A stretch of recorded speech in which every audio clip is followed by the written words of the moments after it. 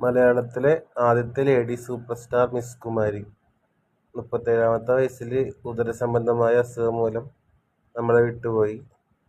നീലക്കുയിൽ, നല്ലതങ്ക തുടങ്ങിയ അന്നത്തെ super hit സിനിമകളിൽ അഭിനയിച്ചിട്ടുണ്ടായിരുന്നു. അതുകൂടാതെ വേറെയും കുറേ നല്ല സിനിമകളിലൊക്കെ അഭിനയിച്ചു. 1969 ആ കാലഘട്ടത്തിലാണ് അന്തരിച്ചതെന്ന് തോന്നുന്നു.